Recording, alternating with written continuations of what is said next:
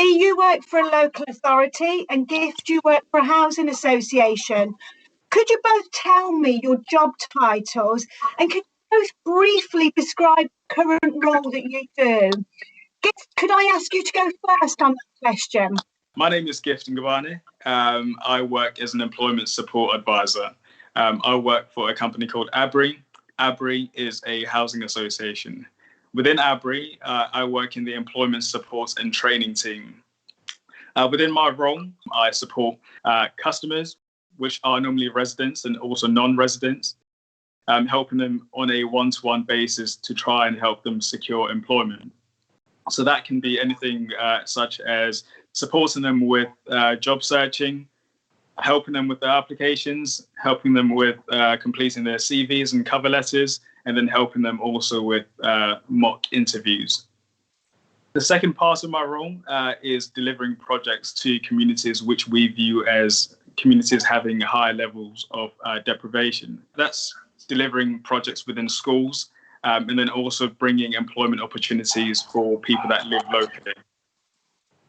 So I'm Lea Hampton, and I'm the Employment and Skills Manager at Eastleigh Borough Council. So I previously was working for a housing association, and now my role is to engage with the local employers that are in Eastleigh and start mapping the skills gaps, and then talking to residents about the needs that they have to help them move closer to work.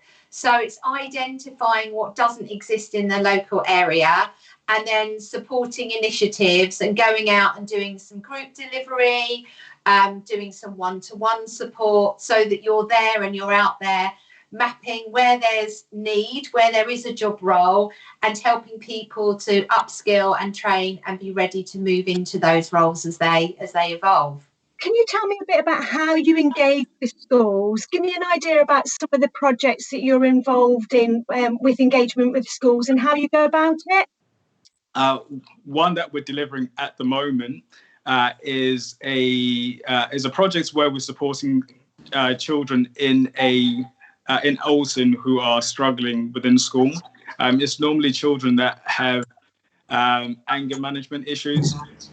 So we're supporting them, trying to help them learn about how to become employable in the future. So it's working with children that are in year 10, year 11, just helping them learn about all aspects that they would need to learn about discipline, about how to present themselves to employers. And we feel that it's really important for them to learn at that age, because especially when they're coming right to the end of school, they need to have that mindset that they'll be going into employment soon. So they need to understand what's acceptable and what's not acceptable. Brilliant, that's great. And handing over nicely to you then, Lee. So could you pick that up? Very, very similar to Gift. I do lots of work in schools. I'm a qualified careers advisor. And so some of the projects that I might be delivering might be one-off workshops. So I've been doing a couple locally on employer expectation. So a bit like Gift is saying, understanding what employers are looking for and what they're not looking for. So we talk about qualities and skills, and I help them to be more self-aware. So that's one of the things that I'm doing in secondary schools at the moment. And then when it's National Careers Week, obviously as an ambassador for them, I'm in and out of secondary schools and colleges, helping to do mock interviews, going in and running bespoke workshops for them, helping to bring in professionals that I might be working with via my employers, and getting them to come along and talk about the job roles that they do. Could you give me an idea of the route that you took to get into the role that you're doing within that work and working for the housing organisation that you do? And then secondly, what would you say to somebody that was considering community investment work or community development work? I started working at ABRI in the customer services team. And then within customer services, you kind of have to learn about all these different departments just because it's part of your role. You just need to know about what this certain place does, what technical services does, what housing does, what the income team does. And then by learning that, just purely because it's part of my job, I got to understand which role that I wanted to move to in the future. And community investment was something which I really wanted to do because it resonated with me in terms of what my character is like, what my personality is like. I'm someone who likes to be supportive, someone who likes to help people. And then within community investment, an opportunity came up for me to be an assistant within that team. And then working as an assistant, I was able to support community development officers who were delivering projects within our communities, which were bringing positivity to people's lives, empowering people, helping those people thrive. Absolutely. Thank you for that, Gift. That was really interesting. So, Lee, can I ask the same question of you? I think it took me a really long time. It's like Gift saying, once you identify who you are, what your skills are, it makes it a little bit easier to find the right career pathway. But it took me a really long time. So I'd had my own business previously, sort of more performance-based, supporting young people in schools with recital, performance, debating classes. And I ran that as my own business in London. And then when I moved to the South Coast, I wasn't really sure what I wanted to do.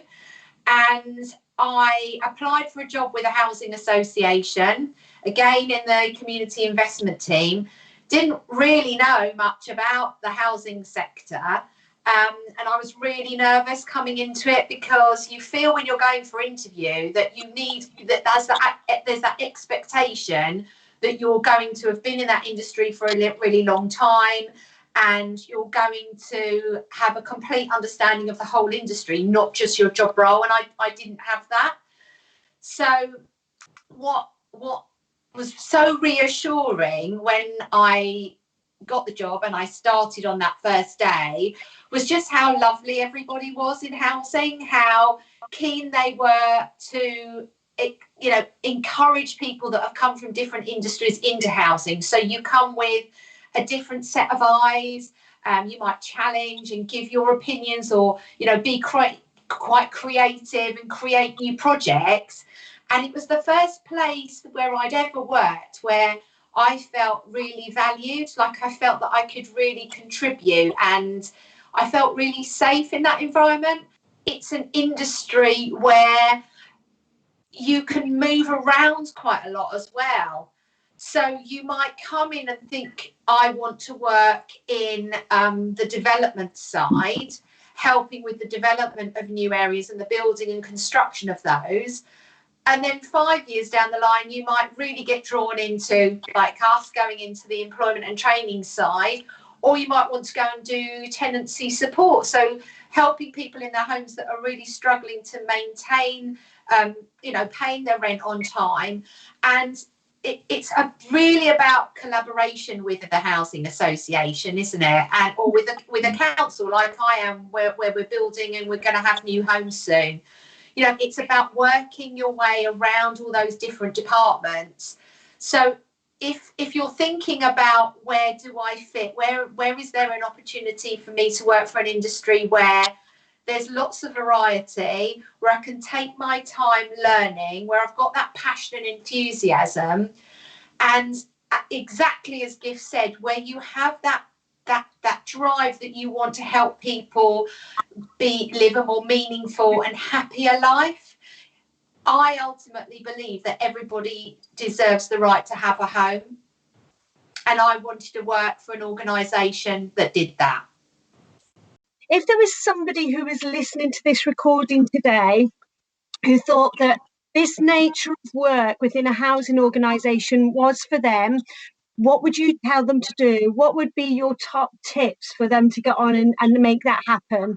And a Gift, if I could ask you that first. Yeah, I mean, the first thing to do is to apply. Is to apply for that job.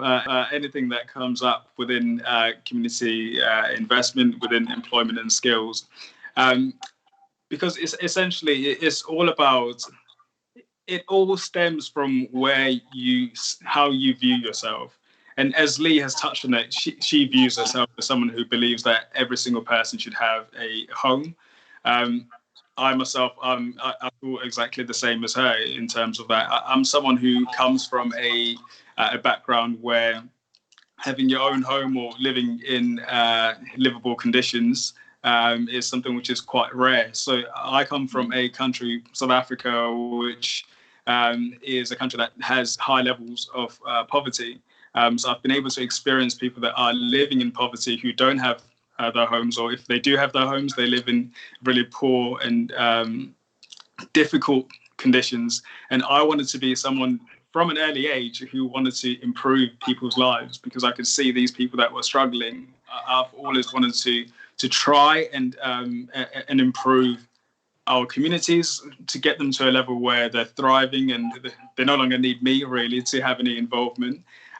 That's my dream. So if anyone who is listening to this call and they want to have the same level of impact that I'm trying to have, then I'll always say, if a position comes up for you to work within this industry, then it's something which I would highly, highly recommend, because it's something that you get so much back out of from what you put in.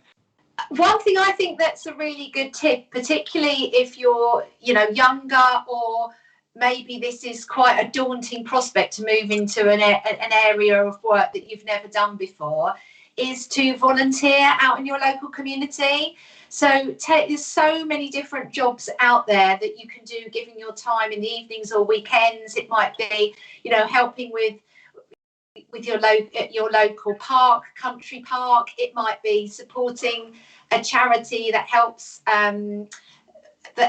people that have gone through drug and alcohol misuse. It might be that you're volunteering in your local library. It might be that you're befriending an older person who is isolated and lonely. There's so many brilliant local charities on our doorstep. And actually going out and doing volunteering builds a very similar skill set to that you need in supporting people out in communities or with employment and skills initiatives. So that would kind of be my top tip. Look for opportunities locally and be a part of and make a difference. Just thank you very much for your time, and your passion is clearly visible. Thank you very much, Jill. Look, as you said, it's really important for us to be able to share things about what happens within housing associations and all the positive and great things that we do. So for me, it's a pleasure to come onto a meeting or an interview with you to talk about it. Yeah, thank you, Jill. No, it was we've had a lot of fun. Yes, we have. Thank you.